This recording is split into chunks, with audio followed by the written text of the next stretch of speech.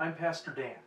Anyone who's hung out with me or eaten with me much knows that as much as I hate broccoli, I love trying new things. And this is a time of new things. When we face times of change, we can mourn what we cannot do, or we can be excited about what we get to do. Since we cannot safely meet in person, we're trying to minister even more effectively online. Of course, we're live streaming our Sunday morning service at 10:30 a.m. Eastern Standard Time, and I hope you'll join us for that. But we want to do more than that. And so, I'm going to try something. A couple days a week, tentatively Tuesday and Thursday, I'm going to post a short video discussing a single verse or passage from the book of Proverbs. On Wednesday evening, I'm going to try to go live again with another brief Bible study from Proverbs. Now, in our normal Wednesday evening Bible study, we do things like answer questions and discuss issues biblically. So I want to see if we can keep doing that. If you've got questions about the Bible that you'd like to have answered, you can leave them in the comments of this video or of our others, or you can contact us through our website at dextergospel.org. It's possible I'll be able to interact with some of those things on our live stream broadcasts, and it's possible I'll have to come back to some of them in future streams or videos. We also usually have a time of prayer on Wednesday night, so if you have matters for prayer, you can also put them into the comments or into the chat of our live streams.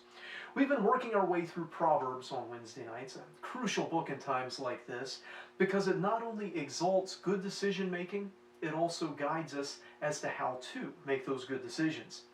We entered chapter 17 last week, and we were reminded that in our home lives, peace is more important than prosperity, better than appearances, and so we should pursue peace within our households. We come now to verse 2 with another observation about how the world works.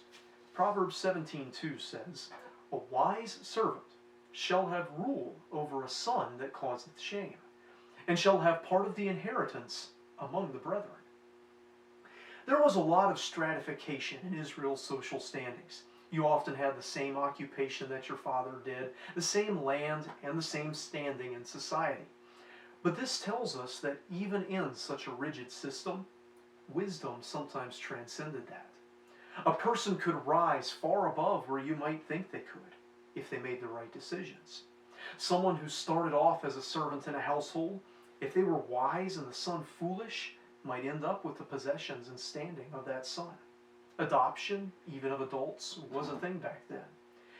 I think this also gives a warning, a subtle warning about a sense of entitlement. Just because you started with an advantage does not mean that you will end with one if you squander it. Just as the servant may rise, the son may slip.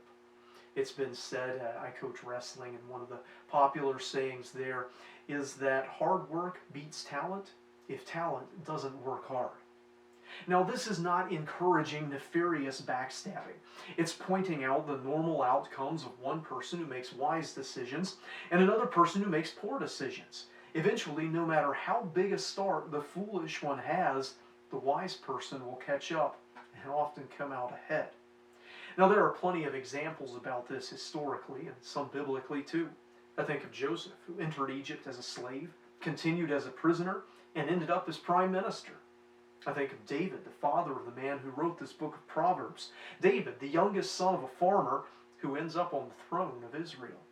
I think of Solomon himself, far from the oldest of David's children, who ends up on the throne.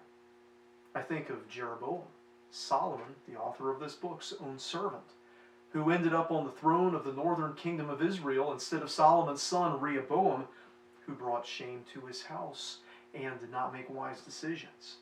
I think of fishermen like Peter and John, leading the earthly kingdom of God, while men like Herod and the high priest, so much higher in standing at the start, are known for little more than their opposition to the work of the kingdom. This principle of wisdom bringing advancement, while foolishness that embarrasses the people you answer to, bringing loss of standing, is all the more true in a society like ours, where we aren't bound by the positions of our parents, where a person can come into a company, a family, a situation, and by the decisions they make, have a huge impact on their destiny. The idea of helplessness is almost always wrong.